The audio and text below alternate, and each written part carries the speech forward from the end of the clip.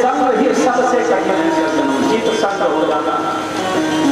कोई कहता है कि हमके कुछ न मिले लेकिन बिना चार नहीं रह पाता, कोई कहता है हम बिना टीवी नहीं रह पाते, कोई कहता है हम बिना एसी नहीं रह पाते। तरह तरह के दर्शन हैं।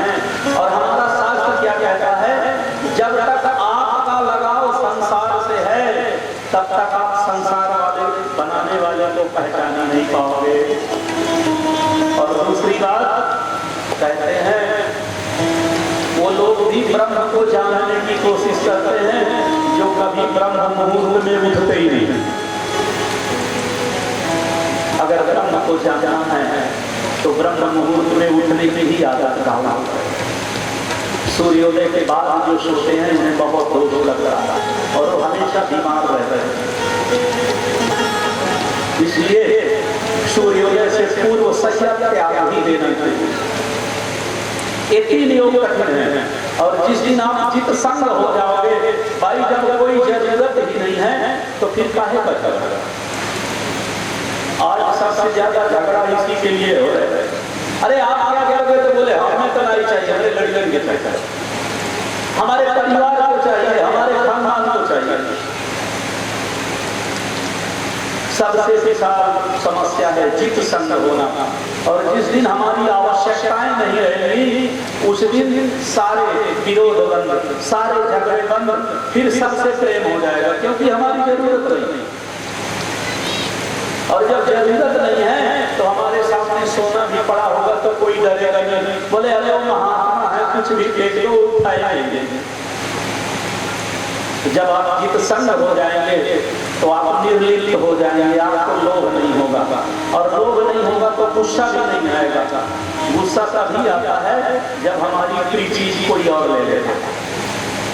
तो जब हमारा कोई प्रिय ही नहीं है तो फिर गुस्सा किस बात आता। और जब गुस्सा नहीं आएगा तो हम किसी से झगड़ा नहीं करेंगे, और झगड़ा नहीं करेंगे तो फिर हमारा मन भगवान में ही लगेगा। यही 8 तरह के लोग हैं। परीक्षित बोले गुरु जी हम तो राजा थे, जिंदगी भर गद्दी नहीं बैठे। अब अगर आज से कोशिश भी करें कि पलटी मार के बैठेंगे तो 7 दिन भी गिराने सांप आ जाएगा, कोई और उपाय नहीं। तो सुखदेव जी बोले फला देवता का पूजा करो तो फला चीज मिलेगी, फला की पूजा करो तो फला चीज मिलेगी। परीक्षित बोले होलसेलर नहीं है कोई जहाँ सब कुछ मिल जाएगा। सुंदरता के लिए किसी के पास जाना है, पैसे के लिए किसी के पास जाना है, जमीन के लिए किसी के पास जाना है, लंबी उम्र के लिए किसी के पास जाना है, ब्याह के लिए और किसी के पास जाना है। महाराज कोई ऐसा तो होगा जहाँ सब कुछ मिलता हो। तो कहते हैं हाँ अकामा सर्वकाम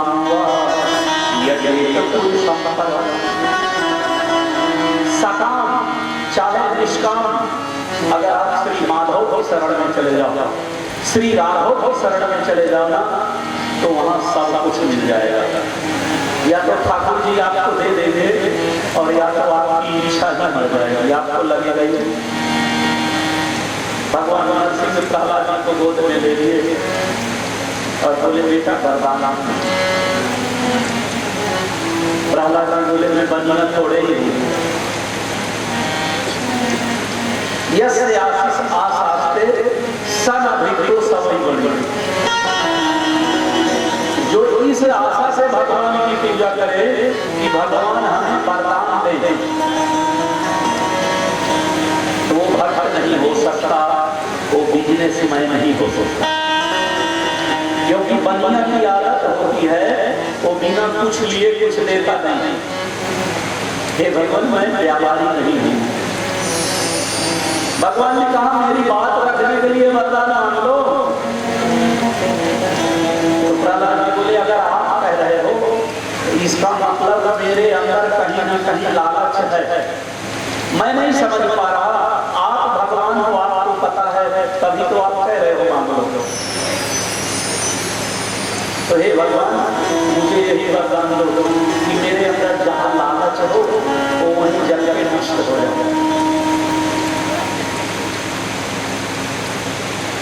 तो भगवान श्री राम जी, भगवान श्री श्याम सुंदर जी और हमारे भगवान नारायण ही एक ऐसे देवता है जहाँ सब कुछ मिलता है। आप जो चाहोगे वो सब कुछ देने में समर्थ है।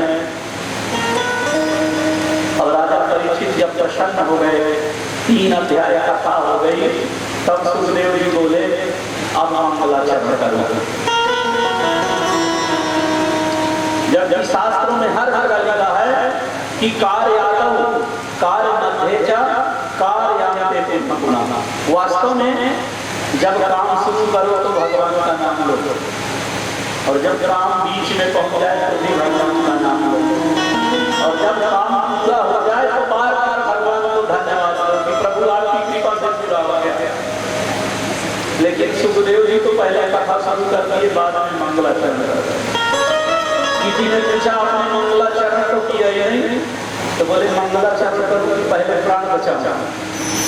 मुझे लग रहा था वो मर जाएगा, तो पहले इसको आश्वस्त करना आवश्यक था। और जब उसे मृत्यु का भय दूर हो गया तो सुखदेव जी मंगलाचरण करने लगे। और देखिए कितना प्यारा मंगलाचरण किया। राजा ने 6 प्रश्न किए और 6 प्रश्न का उत्तर सुखदेव जी महाराज पहले ही मंगलाचरण में कह देते हैं। यद कीर्तनम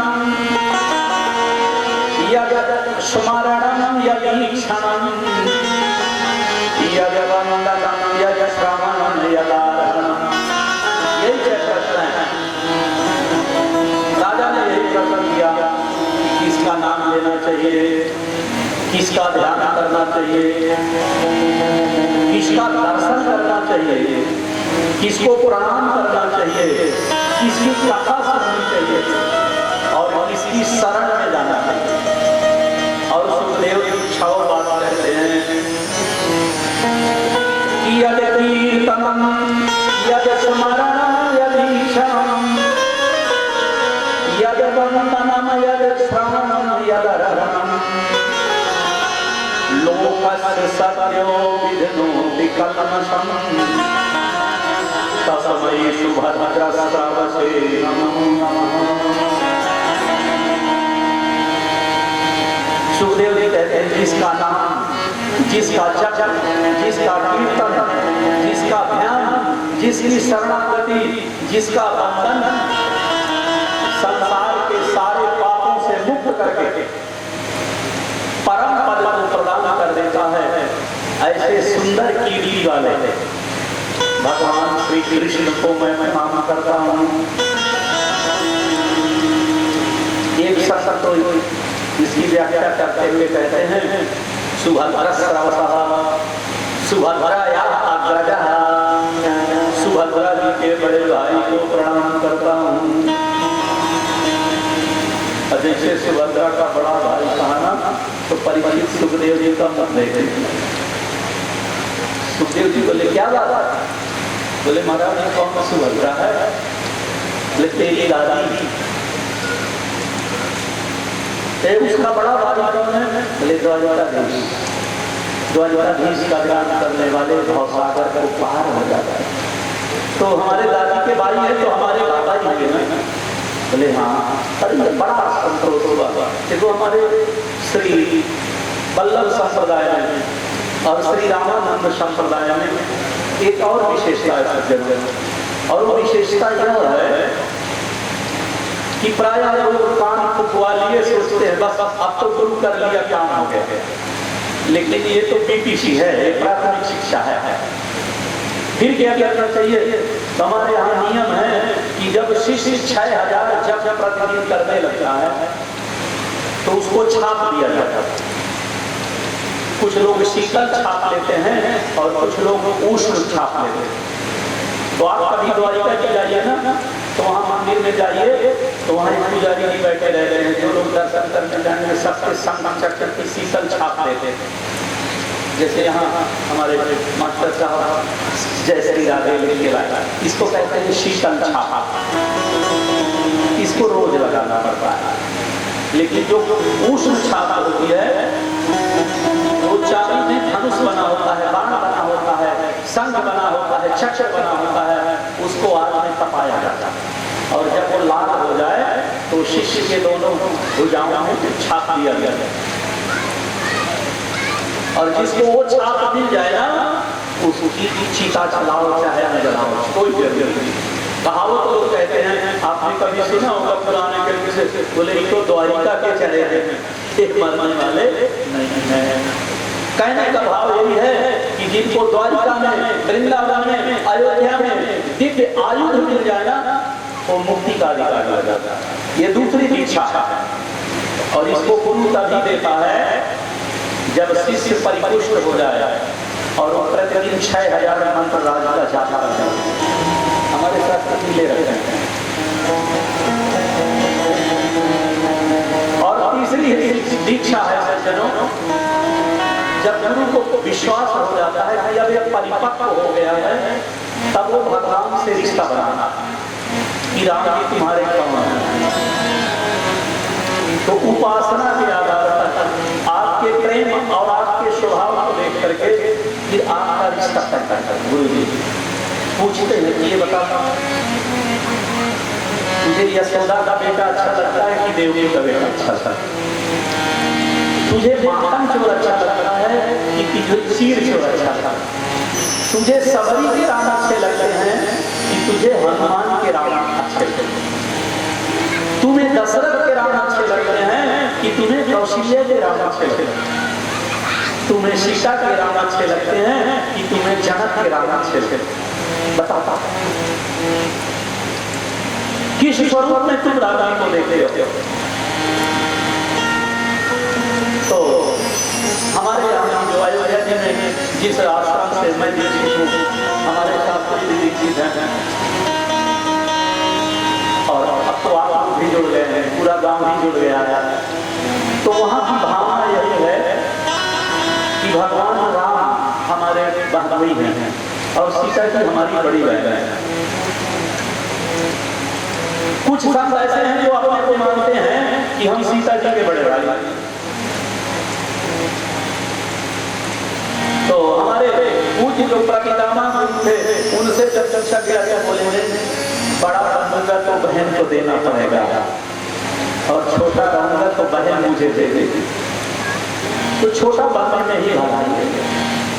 इसलिए हम लोगों ने कहा कि नहीं, मैं तो छोटा भाई बन के रहूंगा, गलती हो जाएगी तो दीदी क्षमा करेगी, और बड़े के लिए तो बड़ी जिम्मेदारियां होती है ना।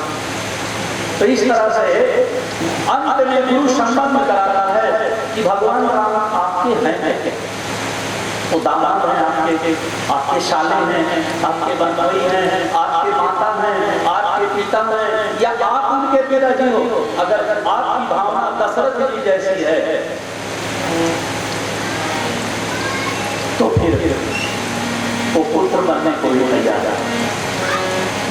अभी परसों हमारे अवधेश जी के बड़े सपने साहब आए हुए थे। उन्होंने बताया कि मैं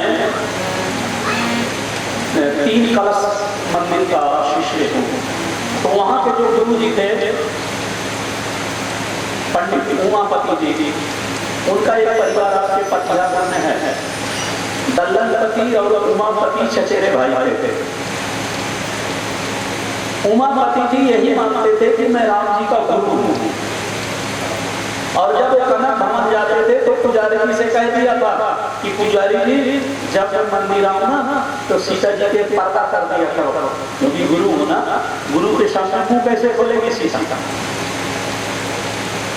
और जब वो जाएं तो राम जी के दर्शन करें और हम खुश रहो, ऐसे ही बने रहो और परिक्रमा करके चले आए। धीरे धीरे जब पूरी अयोध्या में हमला हो गया तो लोगों ने विरोध कर दिया। बोले ऐसा कैसे हो सकता है कि आप राम जी को न प्रणाम करें? तो पंडित जी बोले मेरी भावना यही है कि मैं इनका गुरु हूँ।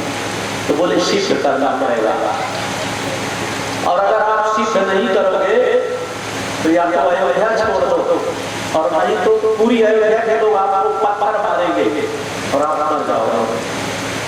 एक दिन निश्चित कर दिया गया कि आज आपको सिद्ध करना है। तो पंडित जी जब पूरी अयोध्या हो गई तो रात में आए, कनक भवन कपाट बंद था, और गेट के बाहर बैठ कर खूब रोए। बोले राम, मैं तुमको चेला मानता हूँ, ये मेरी भावना है, तुम गुरु मानते हो नहीं ये तो तुम ही जाना है। मेरी भावना है कि मैं तुम्हारा गुरु हूँ और कल मैं आऊंगा और मैं कोई चमत्कारी नहीं हूँ, मैं कोई जादूगर भी नहीं हूँ। चमत्कार भी तुम कर सकते हो और सबसे बड़े जादूगर भी तुम ही। अब चाहना तो अयोध्या में बसा लेना और चाहना तो मार देना, लेकिन इतना याद रखना, अगर मैं मर गया तो कल के बाद तुम्हें कोई आशीर्वाद नहीं देगा। सब यही कहेंगे कि भैया कौन आशीर्वाद देगा? आशीर्वाद देने वालों का तो कत्ल कर दिया जाता। और अगला दिन हुआ, बोल दिए सीता जी के सामने पर्दा बंद करना था। और जो आप लोग तरफ पहुंच गए हैं तो देखे होंगे कितना ऊंचा चौखट खड़ी बैठी थी। और जैसे गुरु जी गए ना, पूरी अयोध्या यहाँ तक कि महाराज अयोध्या भी थे। महाराज उनका नाम था ददुआ। महाराज ददुआ भी आए हुए थे। टीकमगढ़ से महाराज टीकमगढ़ नरेश आए हुए थे और भी आसपास की प्रजा, पूरा प्रांगण भरा हुआ। और जैसे पंडित जी मंदिर की चौखट चढ़े तो बताते हैं लोग सीता जी के सामने अपने आप पर्दा गया। रोज पंडित जी पर्दा करते थे, आज घूंघट आता, जबकि घूंघट चंद्रिका से बड़ा रहता है, लेकिन सीता जी का पूरा इतना घूंघट हो गया। और भगवान राम का मुकुट गिरा सर से और वो पलटी खा करके आया गुरु जी के पांव में लगा। और सब लोगों ने मान लिया कि वास्तव में ये वशिष्ठ हैं। और आज भी जितने शिष्य 3 कलश वाले के हैं उतने किसी भी महात्मा के नहीं है। यद्यपि अब जो उनके बच्चे हैं उनमें वो योग नहीं है, वो तपस्या नहीं है, लेकिन एक चीज जरूर है, कनक भवन अगर अयोध्या में है तो आज भी जाता है। उनकी ये तीसरी पीढ़ी है। उमापति जी के बेटे हुए शिवानंदपति, उनको लोग बबुआ जी कहते थे। और वो इतने स्वस्थ थे कि एक धोती में उनके पहनने कोई नहीं होता, 1.5 धोती की धोती पहन रहे थे। और उनके बेटे 3 हैं, तो तीनों ने चिलाही यज्ञ के बांट लिया है। लेकिन फिर भी जो उनके छोटे बेटे हैं उनका नाम है श्री गिरीशपति जी। और वो तीनों भाइयों में सबसे अच्छे थे। बुरे वो लोग भी नहीं है, लेकिन उन लोगों का कुछ अलग हिसाब है और इनका अलग हिसाब है। ये ब्राह्मण का बहुत सम्मान करते हैं। अगर आपके यहाँ भी आएंगे तो कभी ऐसी बाध्यता नहीं करेंगे कि हमें ये दो, लेकिन बड़े राजा तो कह देते हैं कि हम तो इतना दोगे तभी आए। ये चीज श्री गिरीशपति जी में नहीं है। तो ऐसा ये संबंध, इसी को संबंध कहा जाता है। और हमारे राम जी कहते हैं, गोस्वामी जी ने विनय पत्रिका में लिखा, मोहितो ही नाथ अनेक मानिए जो भावे। तुम जिस भावना से मेरा भजन करोगे ना, मैं उसी भावना से तुम्हें मैं प्राप्त हो जाऊंगा। यही भगवान कृष्ण गीता में कहते हैं, यो माम यथा प्रपद्यते तांस तथैव भजामि। जो मुझे जिस भावना से भजता है मैं उसको उसी रूप में प्राप्त हो जाता हूँ। ऐसे श्री शुक्राचार्य ने मंगलाचरण करते हुए जब बताया कि भगवान कोई बहुत दूर की चीज नहीं है, वो तो तुम्हारे दादा के भाई हैं, तो सहज इसमें हो गया। ये संसार का स्वभाव है, इसके अंदर प्रेम बहुत है। प्रेम की प्रतिमूर्ति है, लेकिन इसका प्रेम तार हो गया है। थोड़ा सा बेटा में है, थोड़ा सा पतोह में है, थोड़ा सा बेटी में है, थोड़ा सा जमाना में, थोड़ा सा नानी में है, थोड़ा सा पोता में है, थोड़ा सा सास में है, थोड़ा सा ससुर में, थोड़ा सा भाई में है, थोड़ा सा बहन में। ये तार हो गया है, रेशा रेशा हो गया है। और भगवान यही कहते हैं कि सब ममता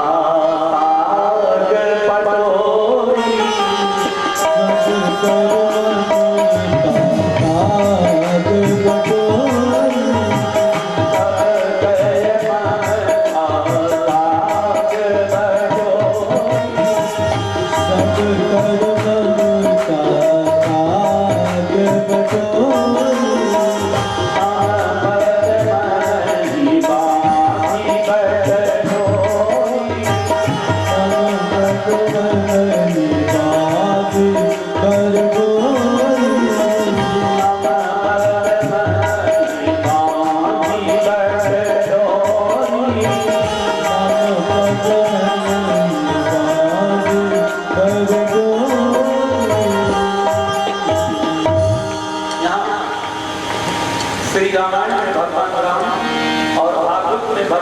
कृष्ण ने एक ही बात कहा कि अपने प्रेम की एक रस्सी बनाओ,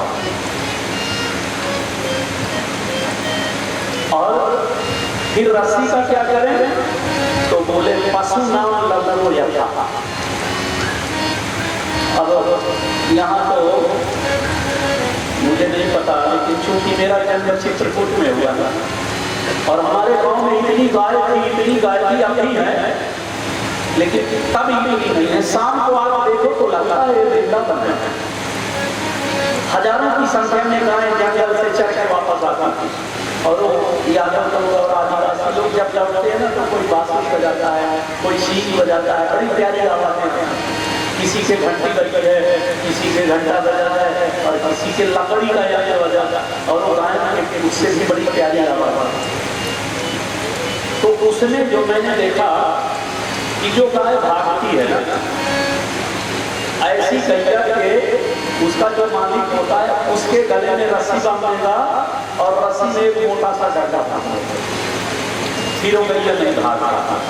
भागे कैसे? जैसे दौड़ती है वो लकड़ी उसके पाँव में लटकती है, तो बेचारी धीरे चलती। भगवान हमारे कहते हैं द्वारिकाधीश कि मैं उस भगवती गाय से कम नहीं हूं, मैं भी दौड़ रहा था।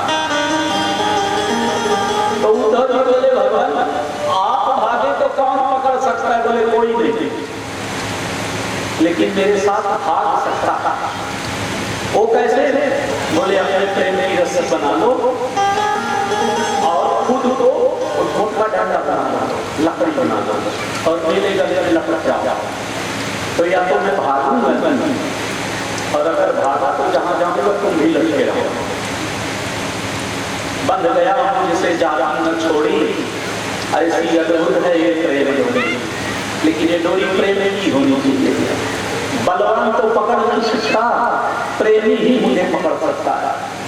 इस तरह से शुक्राचार्य ने बड़ा सुंदर मंगलाचरण किया। मंगलाचरण के बाद राजा परीक्षित के प्रश्न करने पर जब इन्होंने सृष्टि विषय प्रश्न किया तो सुखदेव जी कहते हैं, हे राजन, भगवान के संकल्प से परमपिता ब्रह्मा जी महाराज का अवतरण हुआ, और ब्रह्मा जी जब बहुत परेशान हो गए तो आकाशवाणी के द्वारा उन्हें चारों वेदों का ज्ञान हुआ। आपने मंगलाचरण में सुना था, तेने ब्रह्म हृदय आदि कवये। आदि कवि ब्रह्मा जी के हृदय में जो चारों वेद बनकर के प्रकट हुए थे, सत्यम परम धीमहि, उन परम सत्य परमात्मा की हम शरणागति हैं। श्री ब्रह्मा जी ने जब भगवत आराधना की तो भगवान के आदेश से ब्रह्मा जी महाराज ने सबसे पहले 5 महाभूत बनाए।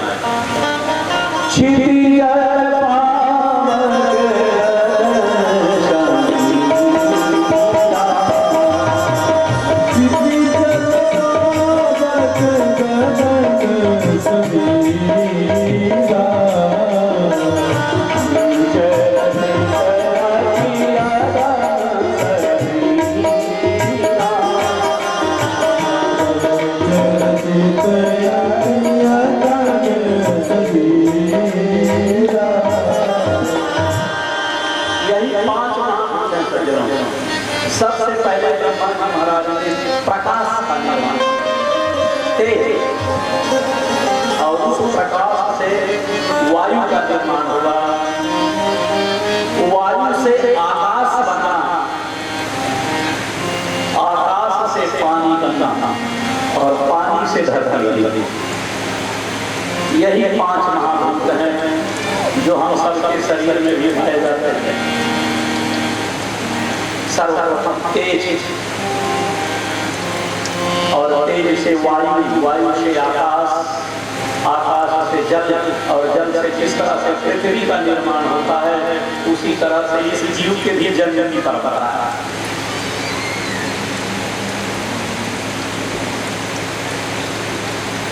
पंच महाभूतों का ब्रह्मा जी ने निर्माण किया, वर्ष बनाए, अयन बनाए, संवत्सर बनाए, और जब सब कुछ ठीक हो गया तो ब्रह्मा जी के संकल्प से सबसे पहले 4 पुत्र हुए जो सनक, सनंदन, सनातन और सनत कुमार कहलाए। लेकिन जब इन्होंने वरदान में मांग लिया कि हम हमेशा 5 साल के ही रहे कभी बड़े ना तो पिता को कष्ट तो होगा कि हमारा बेटा कभी बड़ा ही नहीं होगा। तो ब्रह्मा जी को क्रोध आ गया, हमारे क्रोध उनका तो उस मत्थे से भी एक बेटा प्रकट हो गया। पैदा होते ही रोया तो उसका नाम पड़ गया रुद्र, शिव, स्थान, कपाली, शिव, महादेव आदि। बोलो शंकर भगवान भोलेनाथ का प्राकट्य हुआ। इसीलिए संतानियों के बारे में कहा जाता है ये पुरखों के भी पुरखा, पूर्वजा पूर्वजा। भगवान शिव का जब प्राकट्य हुआ तो बोले मेरा नाम बताओ और मेरा काम बताओ। तो ब्रह्मा जी ने नाम बता दिया और बोले काम, तो बोले बेटा सृष्टि में मेरी सहायता करो, ये संसार आगे बढ़े उसके लिए जो उद्यम मैं कर रहा हूँ तुम भी करो। संकल्प करने लगे, संकल्प ने बनाया भूत प्रेत, और वो भूत प्रेत बने ना तो जो ब्रह्मा जी बनाए थे उनको या तो खाते या तो मार दिए। ब्रह्मा जी बोले बेटे बस कर। शंकर जी बोले बेटा क्या हुआ? बोले जो सुधा, दीक्षा, भद्रा, काली, उमा, सती, चंडी ये तेरी पत्नियां हैं, इनके साथ हिमालय में निवास करता है। शंकर जी सोचे अगर अच्छा काम करते तो पिता जी भिड़ा रखेंगे, गड़बड़ तो कहते हैं मत करना। बोले उन्होंने वैसा किया जैसे आप हर कोई आवश्यक डॉक्यूमेंट बना रहे हैं और उस समय छोटा सा बेटा पहुंच जाए या नाती पहुंच जाए और कहे बाबा हम करवा दें और आप कहे तो हाँ कर दो, और जितना आपने बनाया वो सब में लाल कलम चला तो मारोगे तो नहीं, क्योंकि आदेश तो आपने दिया कि हाँ पढ़ा। बस इतने बाकी बस बहुत कर दिया, अब जाके लोग कर भोलेनाथ से ब्रह्मा जी बोले बादशाह हिमालय में रहो मैं कर लूंगा। फिर ब्रह्मा जी ने 10 पुत्र उत्पन्न किए, जिसमें ब्रह्मा मरीच सबसे बड़े हैं और नारद जी सबसे छोटे। मरीच, अत्रि, वशिष्ठ, अंगिरा, अगस्त्य, पुलस्त्य, भृगु, तत्स और ये 10 पुत्र उत्पन्न हुए और ये अपने पिता का आज्ञा से सब तपस्या करने लगे। ब्रह्मा जी की छाया से एक पुत्र उत्पन्न हुआ जिसका नाम हुआ करदम। बाद में सरस्वती जी का भी जन्म हुआ, जिसके बारे में तरह तरह की किंवदंतियां कही जाती हैं।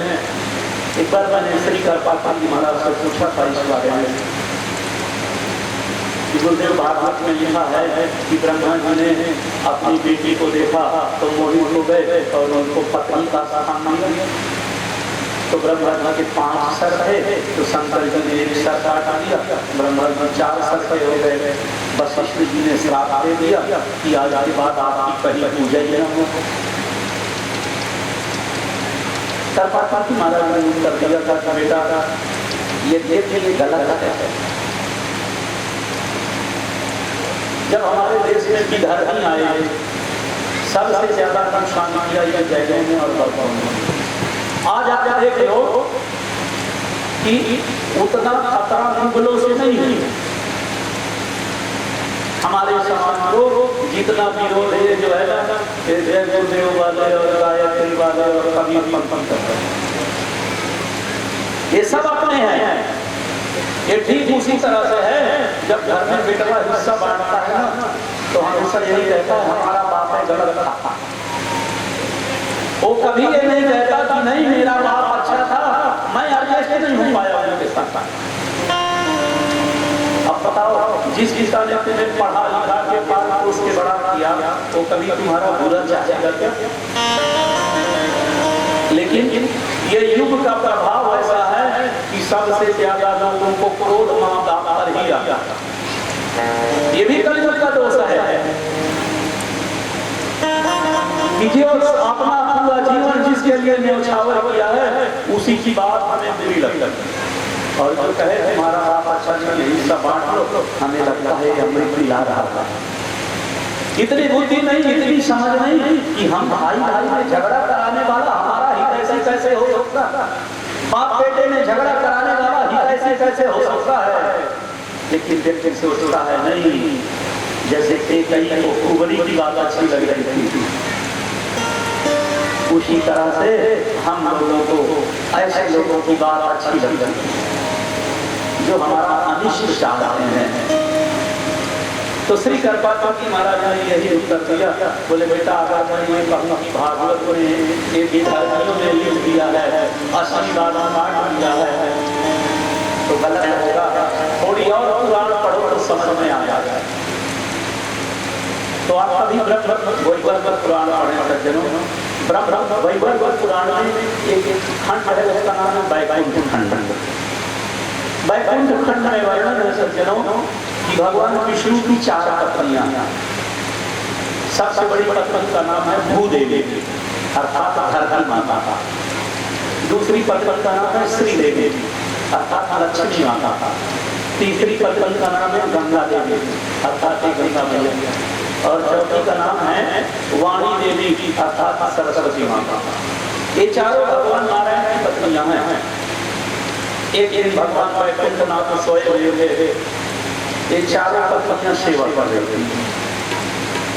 तो धरती माता, लक्ष्मी माता दाहिना हाथ लगा रही थी और सरस्वती माता बायां पैर दबा रही थी और गंगा माता दाहिना पैर दबा रही थी। देखो सेवा करने की सबकी स्टाइल अलग अलग है। लेकिन मैं एक घर में रुका हुआ था, अचानक फट फट फट फट की आवाज आई, तो हमने कहा क्या हुआ क्या हुआ, कौन किसको मार रहा है? तो चेला बोला गुरुजी हमारा उनकी कपार में पैर धर रहा है। अब कहने पैर धर रहा की मार, बोले ये इसे धर दिया। अब कुछ तो पाँव को लेके ऐसा मने में मालूम होता है लौड़ा जो है मसाला पीस रहे, सब का अपमान बन रहा है। लेकिन गंगा मैया का ढंग दिया, गंगा मैया ने नारायण के चरण को अपनी गोद में रखा और धीरे धीरे दबा रही। और भगवान विष्णु के यद्यपि बहुत ध्यान है, छठे स्कंद में आप पढ़े थे तो छठे स्कंद के 4थे अध्याय में वर्णन है कि भगवान विष्णु के 8 हाथ हैं। तो लेकिन एक ध्यान जो सबसे फेमस है वो है शांताकार भुजगशयन। तो भगवान की सोते ही क्यों? हमारे गुरु ने बोले भैया जिसके 4 मेहर उस वही पे कर, और जिसको आंख उठा के देखेगा बात की नाराज हो जाएगी। तो गंगा मैया सेवा कर रही थी ना और भगवान सो रहे थे। तो गंगा मैया क्या करे कि पांव को गोद में उठाई, धीरे से पांव में जैसे उंगली करें कैसे भगवान की इच्छा देखें, हंसते और फिर आंख करें। लक्ष्मी जी नहीं देख पाई क्योंकि वो बगल में बैठे, धरती माता भी नहीं देख पाई, और ये इतनी प्रपंची भी नहीं है ना। और सरस्वती मैया पांव के पास थी, वो देख रही, एक बार हंसे, 2 बार हंसे, जब 12 हंसे तो भगवान पर तो गुस्सा आई, लेकिन करे क्या पत्नी है। और गंगा जी के पकड़ से घोंटा लगी मारा, अपने बस पर कर दोगी, सिर्फ तुम्हारे हैं, सिर्फ तुम्ही को देते हंसे।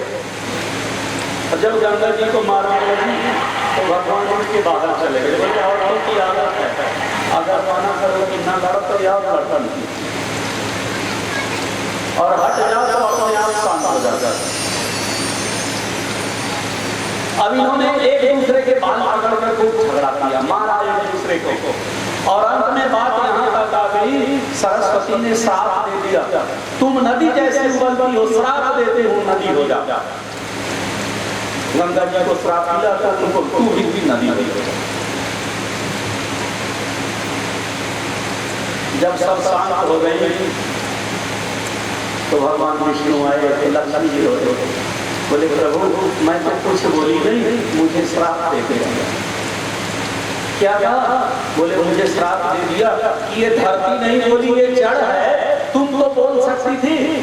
तुम क्यों नहीं बोली कि झगड़ा मत करो? तो मैंने एक दिन ही कहा, अगर बड़े की इतनी ही इज्जत है तो पूछ ली होती कि दीदी लड़े ना लड़े। तो पहले मारपीट करोगे, बाद में कहो बड़ी होगी बचा नहीं गई। अरे बड़े का सम्मान करना चाहिए कि नहीं? बड़े के सामने ना लड़ी होती तो मुझे श्राप दे दिया, मैं जड़ हो जाऊंगा।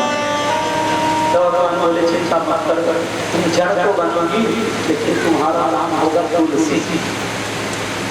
और मैं ना तो तुम्हारे बिना सोऊंगा ना तुम्हारे बिना खाऊंगा, मैं हमेशा तुम्हें अपने सर में खाना करूंगा। मुझे ऐसे लोग अच्छे लगते हैं जिनके अंदर बदलने की भावना है। तुम्हें श्राप मिलने के बाद भी तुमने श्राप नहीं दिया लक्ष्मी, इसलिए तुम हमेशा मेरे शर में रहोगे। और गंगा और सरस्वती से बोले जाओ नदी बन के बहो, और स्वभाव जिस तरह से तुम्हारा ना तुम्हें लक्ष्मी जैसे सवर पर दोष दिखाई देता है, तो जाओ गंगा तुम्हें पार्वती मिलेगी जो चंडी का भी रूप धारण करता है। अगर वहाँ कुछ बोलोगे तो पता चलेगा सवर से क्या है। और सरस्वती तुम्हें गायत्री मिलेगी, वो भी सामान्य महिला नहीं है, वहां जाकर पता चलेगा कि सवर से कहते हैं। यहाँ तो सब ठीक ठाक था। इसीलिए श्राप के कारण सरस्वती जी को ब्रह्मा की पत्नी बनना पड़ा और गंगा जी को शिव की पत्नी बनना पड़ा, और लक्ष्मी जी तुलसी बनकर के आई और हमेशा हमेशा के लिए हरि प्रिया हो गई। तो श्री कर्पावती महाराज वाले तो पुराणों की बात है, लेकिन सुनने वाले लोग नहीं मानते। यद्यपि भागवत में लिखा है कि ये बड़े बड़े संत महात्मा गोपी बन करके आया और भगवान उन्हीं के साथ नाचते हैं, लेकिन आज बड़े बड़े विद्वान भी कई बार किसी चरित्रहीन व्यक्ति को देखते हैं, कई स्त्रियों से संबंध वाले व्यक्ति को देखते हैं तो उनको शर्म नहीं आती, वो कह देते हैं ये तो किशन कर। जब भगवान द्वारिकाधीश के बारे में उद्धव जी भी कहते हैं, रुक्मणी जी भी कहते हैं और वेदव्यास जी भी कहते हैं कि पत्न्या च 16 सहस्र कुहकैर्न सेतु, ये 16,108 पटरानियां होकर के भी ऐसी एक भी नहीं है जो भगवान द्वारिकाधीश को मोहित कर दे। लेकिन दूसरा रोपण करने वाले तो मेरे 7 साल के गोविंद पर आक्षेप लगा।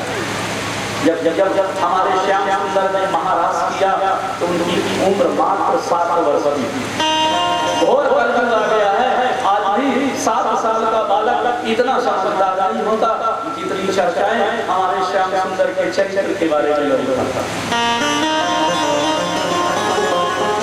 तो यहाँ जो सरस्वती है श्रापित होकर के आई और ब्रह्मा की पत्नी बन। तो कर्पात्री जी महाराज ने इस बात को बताया ही। एक बार और उन्होंने कहा, बोले बेटा आजकल चाहे वो पंडित की बेटी हो, चाहे वो राजपूत की बेटी हो, चाहे वो किसी बहुत बड़े नगर सेठ की बेटी हो, आज समस्या बेटी नहीं है, सबसे बड़ा समस्या उसकी फैशन है। लोग बेटियों को बेटियों की तरफ से नहीं रख रहे थे और दूसरा लोग समान कर सकते कहते हैं कल नहीं आया। हमारे शास्त्रों में परवर की प्रथा का अनादिकाल वर्णन मिलता है। अगर ऐसा न होता तो मंदोदरी नहीं कहती तव परमार लीलार गोसाई सजल चंद्र के चक्र की नाई। लीलार में होता है अर्थात त्रेता युग में हर स्त्री इतना सर ढकती कि उसका मत्था न दिखाई। स्त्री का मत्था देखना दोष है और आज तो होड़ लग गई है अंग प्रदर्शन। तो श्री महाराज कहते थे बस इतना ही समझाओ। जहाँ सरस्वती जी के स्वरूप का वर्णन है तो ब्रह्मा जी तो जा रहे थे बेटी के लिए त्याग संयोग से उस दिन मुख्य नशा चलता था। ये तो पंडितों का गांव है, सबको पता है कि मुख्य नक्षत्र में त्याग की चर्चा भी नहीं की जाती। जब ये नक्षत्र श्रापित है, ब्रह्मा जी ने मुख्य नक्षत्र में बेटी के ब्याह के बारे में सोचा और स्थिति ऐसी बनी कि बेटी से ही ब्याह। तो मुख्य नक्षत्र को निषेध कर दिया। हर काम के लिए अच्छा है, लेकिन ब्याह कभी मुख्य नक्षत्र में नहीं होता।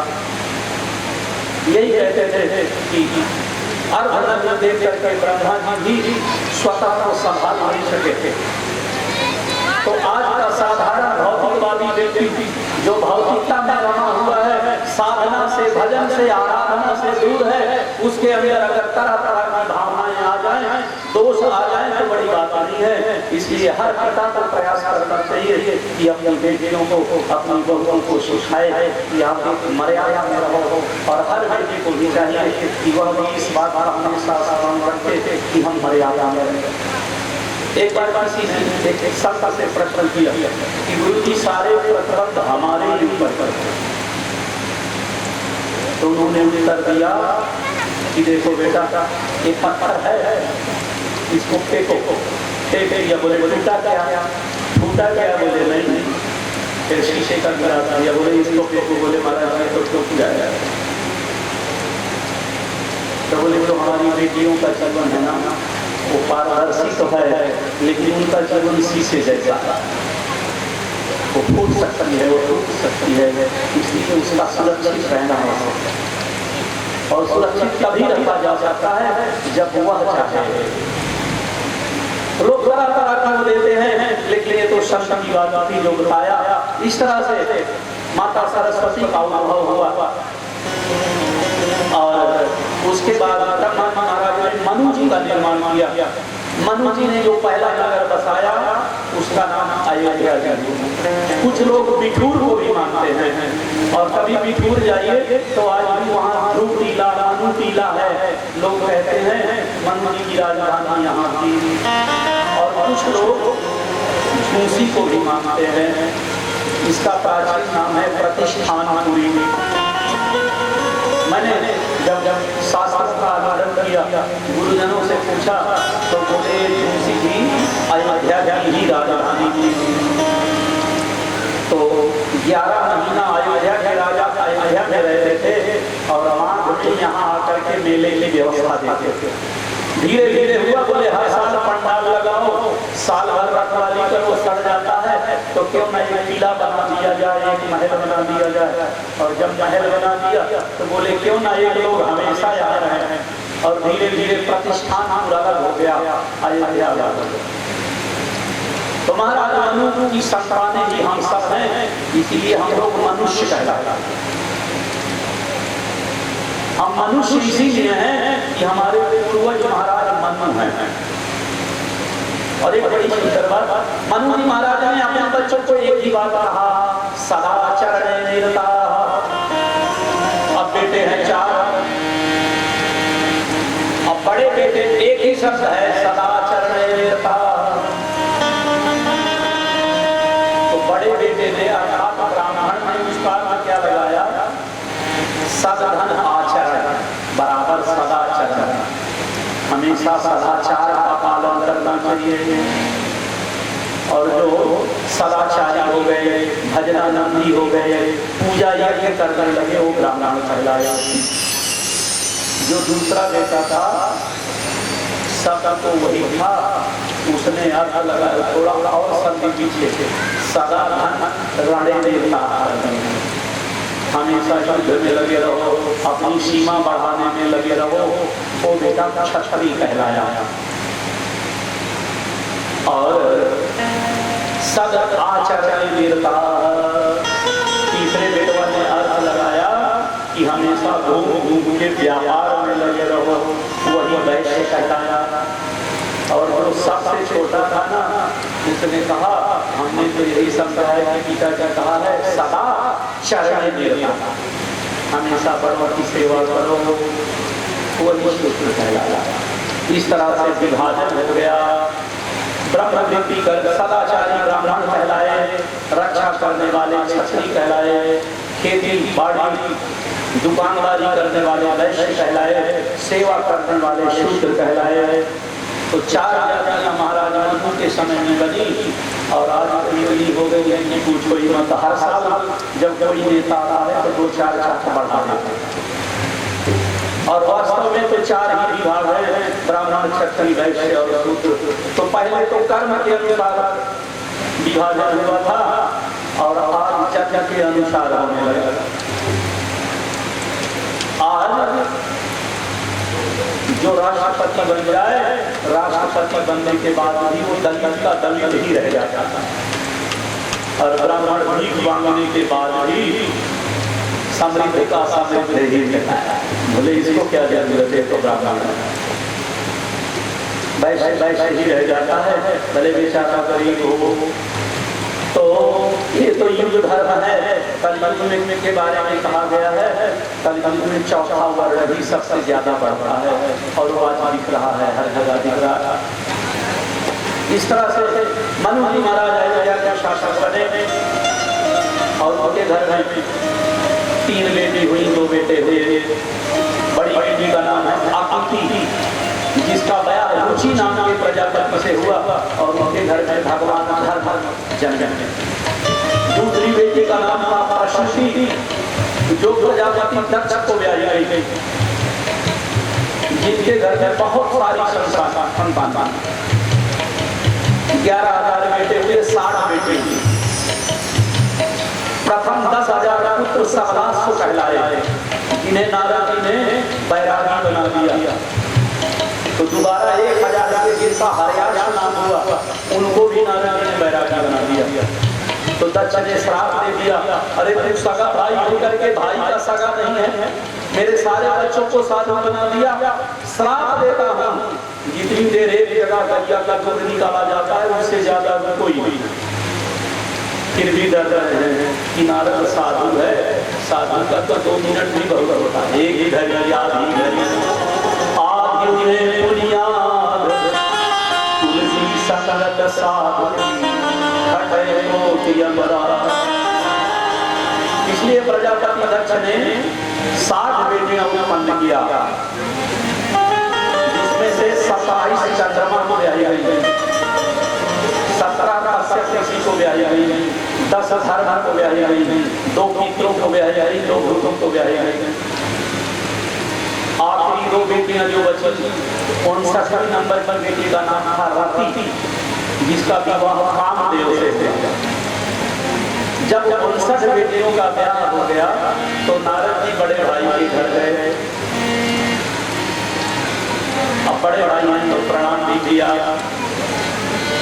तो दक्ष कुछ नहीं बोले। तो नारद जी बोले भैया बच्चे से विदाई दे रहे, बोले सबको साधु बना दिया, क्यों पूछ रहा है बच्चा? तो बोले बच्चों को साधु बना दिया, मेरी भतीजियां कहाँ? तो बोले बिया कर दिया, सब अपने घर चली गई। तो नारद जी बोले भैया आप प्रजापति हो, आप धर्म के निर्माता, आप शास्त्र के निर्माता, किस शास्त्र में लिखा है कि भाई के घर में काम हो और भाई को पूछो? महाराज मैंने तो सुना है ब्रह्म हत्या लगती है कि भाई के घर में काम हो और भाई को पूछा न जाए। तो दक्ष बोले गलती हो गई, गुस्सा में था।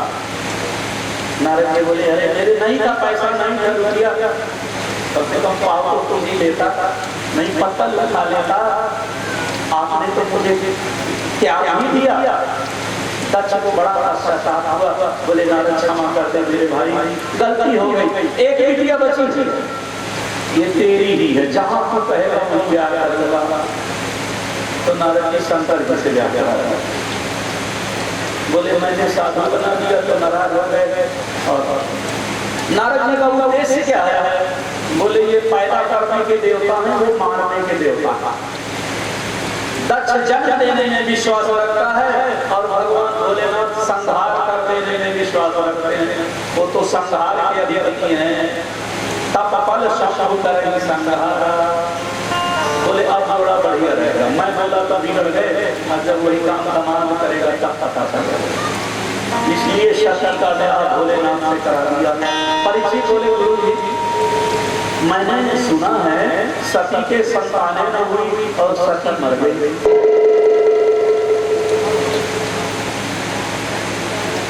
तो सुखदेव जी बोले तुम सुने सब, लेकिन पूछते जरूर। बोले गुरु जी बताइए।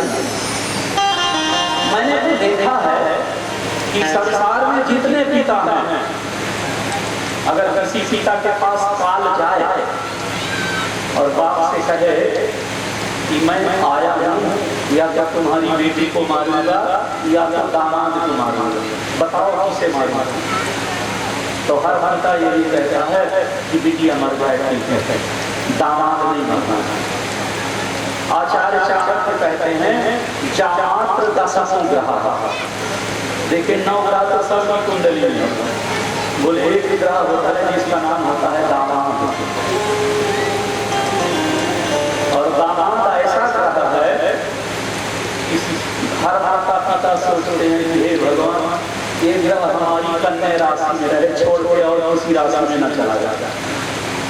कि है ऐसा जो सोचे कि हमारे बेटिया के सफल हो जाए, सब यही चाहते हैं कि हमारा दामाद हमेशा हमें हमारी कन्या की ही राशि में बैठे।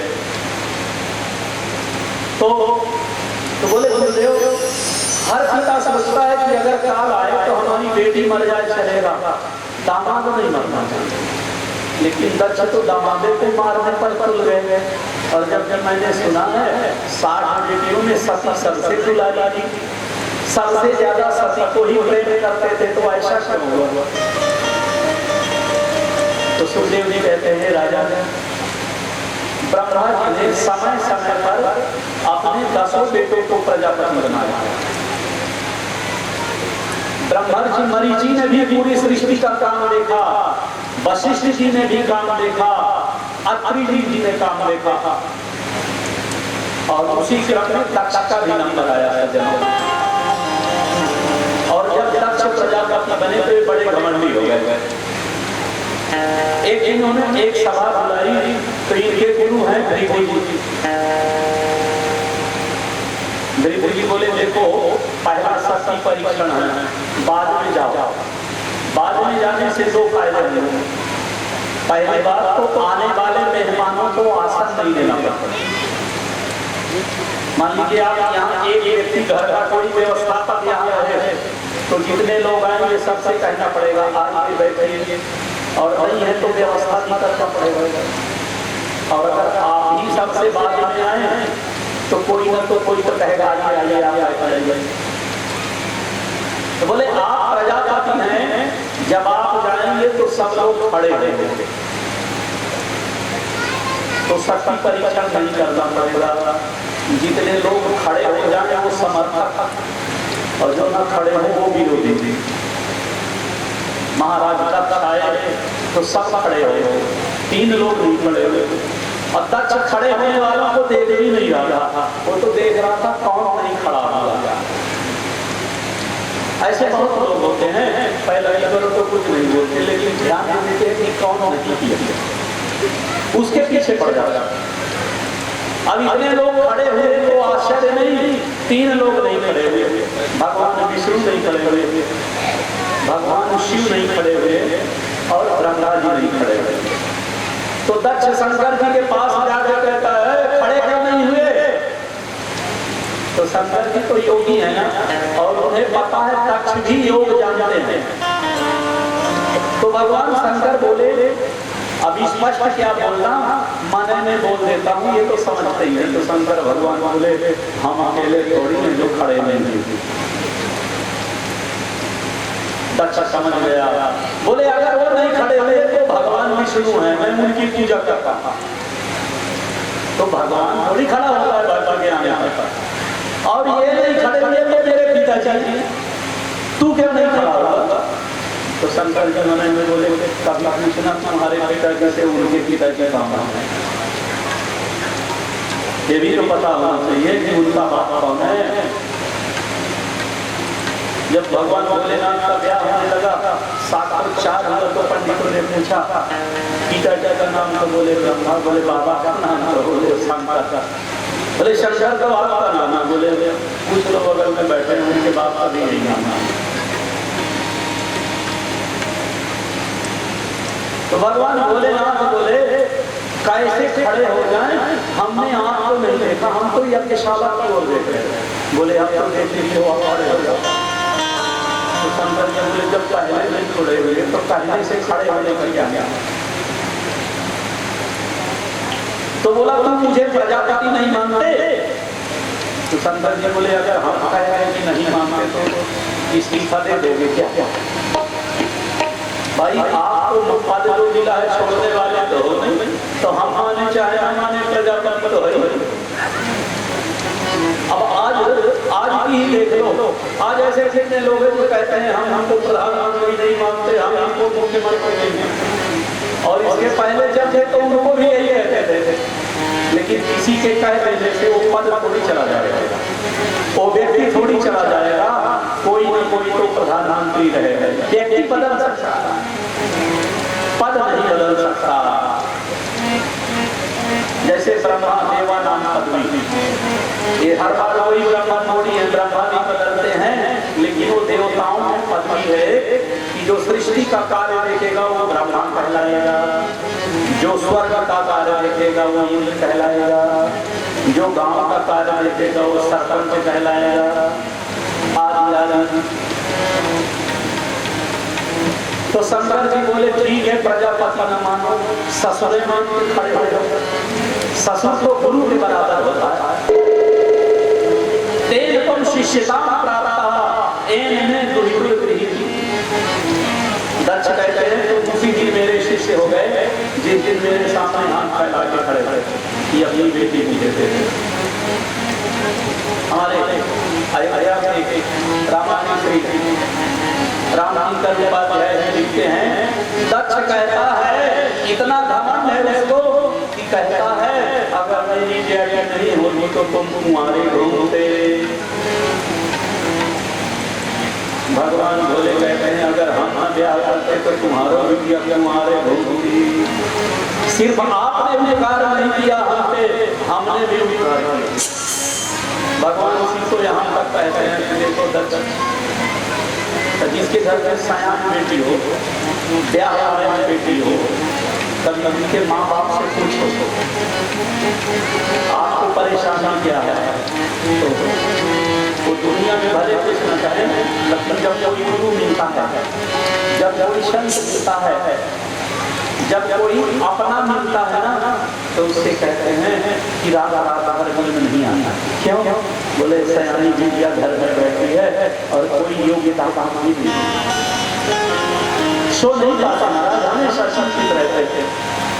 और उसका सबसे बड़ा प्रमाण है जब बारात विदा हो जाती है तो माई दादा सिर से सोई पे करते और कहावत है किया है तो बिहान होगा।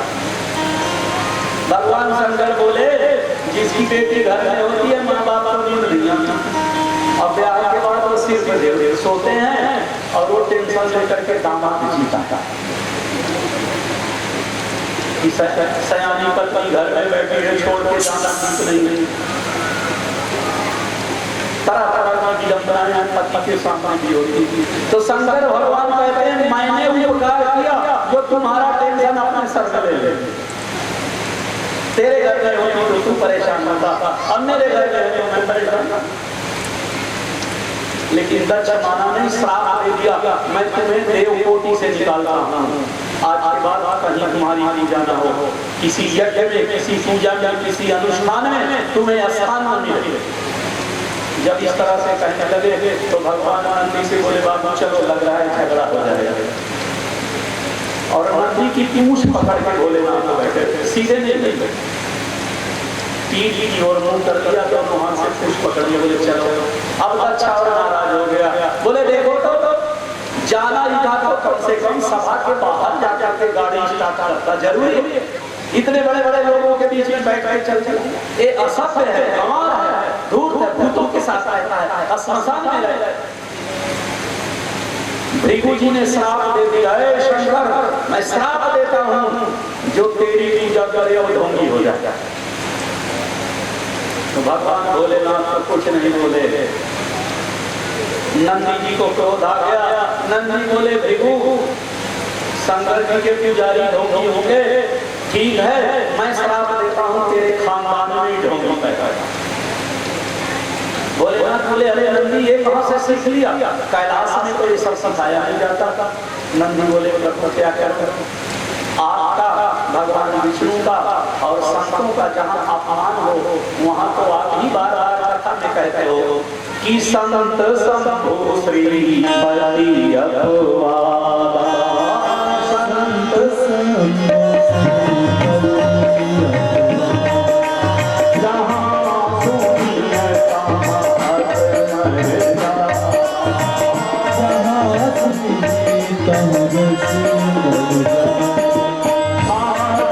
तहाँ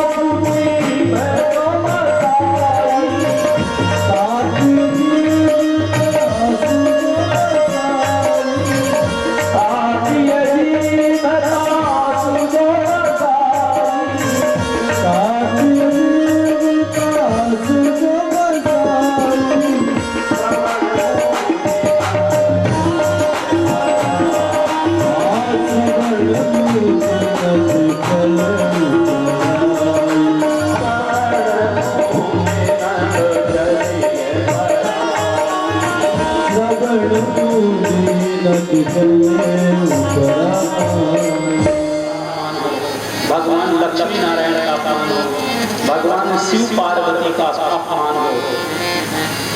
अगर जीतने लायक हो ना तो अपमान करने वाले की जीभ काट दो, और अगर जीभ काटने लायक ना हो तो कान मूंद के वहां से भाग जाओ। ऐसी मर्यादा शास्त्रों में मैंने बार बार दी। बोले ठीक है चलो। और जब रास्ते से कैलाश पास में आया तो बोले नंदी एक काम करना। सती पूछे कि क्या समाचार है, तो बोले बता मत देना, झगड़ा होगा। नंदी बोले तो झूठ कैसे बोलूंगा। भगवान भोलेनाथ कहते हैं देखो 5 जगह में झूठ बोलो तो पाप नहीं लगता। स्त्री सुनर विवाहे प्राण संकटे वो ब्राह्मण रक्षाया नात्रिकम स्याजुगुप्सिति। बोले स्त्रियों के बीच में देखो वहां पर स्त्री वैश्या के लिए कहा है, लेकिन यहाँ पर घरवाली की बात नहीं। बोले कई बार आप बाजार से आओ ना तो तुरंत घरवाली कहती है कि पड़ोसी के नाम चैन खरीदा के आया, वो भाई को लगे तो पति कहता है अरे हम ऑर्डर लेके आए पूरे 3 तोला की है। बड़ी खुशी से चाय भी पिलाएगी, पानी भी पिलाएगी। और जब शाम हो जाए ना तब बताओ कि लड़के की फीस जमा नहीं हुई और बिटिया का गौना देना है, अब बताओ कैसे चैन आऊँ। तो अगर अच्छी पत्नी होगी तो कह देगी नहीं बेटा को पढ़ा दो, बिटिया को भी रहता तो हम बिना चैन के रह गए। लेकिन अगर आते ही कह दिया कि मुझे बेटी का गौना देना है, तुमको चैन चाहिए, तब तो संभव हो गया कल्याण। इसलिए ऐसी अवस्था में झूठ बोल दो दोष नहीं लगेगा। नर विवाहे किसी के बेटे का ब्याह हो रहा और बिटिया अपने मोहल्ले में लड़ती थी, और अगर आए कोई CID वाले और पूछे फलाने की बिटिया कैसे बात तो कह दो बड़ी अच्छी एकदम बहू है, धीरे से कह दो सीन भी है, दिक्कत नहीं। कम से कम तुम्हारा मोहल्ला तो शांत रहेगा, झेलेगा वो जिसके घर जाएगा। बोले पाप नहीं लगता, किसी के बेटे का ब्याह तोड़ना नहीं चाहिए। झूठ अगर बोलना पड़े तो बोल दो, पाप नहीं लगेगा। और गो ब्राह्मण हिंसाया, गौ हत्या हो रही हो, ब्रह्म हत्या हो रही हो, अथवा किसी की नौकरी लग रही, कई बार पुलिस वेरिफिकेशन के लिए आती है कि ये लड़का कैसा है, तो बोले झूठ बोल दो, भले वो छोटे कैसे नहीं बड़ा ईमानदार है। तो जब गांव छोड़ के चला जाएगा तो गांव को शांति से रहेगा ना, तो उसको बेचारे को नौकरी मिल जाएगी, और जब नौकरी मिल जाएगी तो अपने आप ईमानदार हो जाएगा। बेईमानी इसीलिए कर रहा है कि पास में कुछ है नहीं, पाप नहीं लगता। तो नंदी बोले तुम इतने कह देना कि हम पार्किंग में थे, जहाँ सारे वाहन खड़े थे वहाँ हम भी खड़े थे, हमें क्या पता अंदर क्या था। अब आप क्या कहेंगे? बोले मैं बना लूंगा। अब सती माता में बहुत गुण है, यद्यपि शास्त्र कहता है कि उस हर बेटे के, हर बहू को चाहिए कि अपने मायके की बड़ाई करो, दोष नहीं है, लेकिन ससुराल से ज्यादा मत करो, क्योंकि जीवन को ससुराल में ही बीतना है। तो जब खाना चाहिए होती है तो अच्छी कहते खा लो, क्या दिक्कत है। इसलिए न कभी भोजन की निंदा करो और न कभी अपने घर की निंदा करो। रहना तो उसी में, चाहे वो झोपड़ी हो और चाहे वो महल हो। तो माता सती ही हमेशा अपने मायके की बड़ाई करती है। जैसे भोलेनाथ पहुंचे, बोली कहो कैसे व्यवस्था थी, भोजन में क्या था, नाश्ता में क्या था, हमारी बहनें कितनी आई, भाई कितने आए थे, पिताजी ने क्या कहा, भाभी ने क्या क्या, स्वागत कैसा था। शंकर भगवान बोले सत्य बहुत बहुत दया है। अरे कुछ तो बता दो, मेरे अकुलाहट हो रही है मुझे। तो शंकर भगवान बोले एकदम सार्थ है, मैं बताऊंगा। बोले सार्थ में ही बता दो। शंकर भगवान वाले जानती हो सत्य, कितना स्वागत किया, पूछो ही कितना। बोले आपको दिया है या तो आज मतलब कुछ तो बता दो। बोले ब्याह में तो तेरी चाची गा रही थी, मौसी गा रही थी, बहनें गा रही थी, क्या गा रही? आज तो बोले तेरे पिताजी बता भी दिया कि तेरे बाप ने मुझे गाली दिया, लेकिन तरीका इतना सुंदर था, सबकी गदगद कर दे। अरे मेरा मायका है, 60 बहनों में सबसे दुलारी हूँ और मेरे कारण तुम्हारी भी इज्जत बढ़ गई। भगवान ने नहीं बताया। बाद में जब सती ने पूछा पहले क्यों नहीं बताया, तो शंकर जी बोले बस इसी डर से, जो आज हो रहा है वो कल हो जाता। मानो भोलेनाथ कहते हैं देखो ससुराल में हर बार परछने नहीं होता, कभी कभी अपमान भी हो जाता है। तो दामाद जी को चाहिए कि वो घर में जाकर तुरंत न बता दे कि तेरे बाप ने ऐसा किया, तेरे भाई ने ऐसा किया। जो हो गया वापस पर नहीं होता, वो और बढ़ जाता है। इसलिए भगवान उसी कहते हैं अगर घर घर चलाना है तो ससुराल की हर बात घर में मत बताओ। और ये दोनों के लिए है, बेटी को भी चाहिए कि अपने ससुराल की बात मायके में जाके न बताए। लेकिन आज तो ऐसी विडंबना है कि बेटियां लाई भी खाती थी, माई देख ला खाई हो तो हमारे ससुराल नहीं बताना। और जो बता देती है वो सुखी नहीं रहती, क्योंकि हर घर में दोष है, सिर्फ गुण तो किसी में है ही नहीं। ब्रह्मा जी ने पूरी चीज जड़ चेतन गुण दोष में विश्व की प्रकार, ऐसा कोई है नहीं है जिसमें सिर्फ गुण हो दुर्गुण न हो, और ऐसा भी कोई नहीं है जिसमें सिर्फ दुर्गुण हो गुण न हो। इसलिए कभी भी अपने घर की निंदा नहीं करनी चाहिए। अब आगे अगर कथा बढ़ेगी तो माता सती न रहेगी, इसलिए भगवती कथा यही विश्राम करेंगी। आए 2-4 बार प्रेम से भगवत नाम स्मरण, उसके बाद भागवत भगवान की मंगलमय आरती होगी।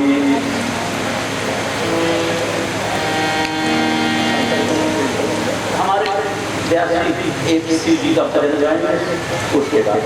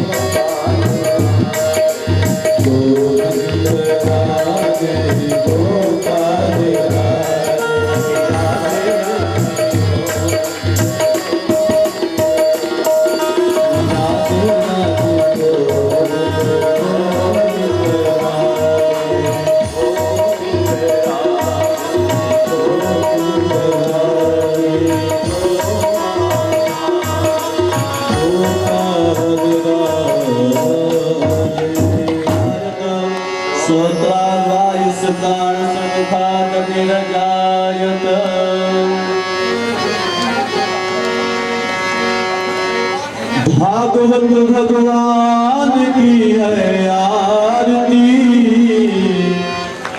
पापियों को पाप से है तारती।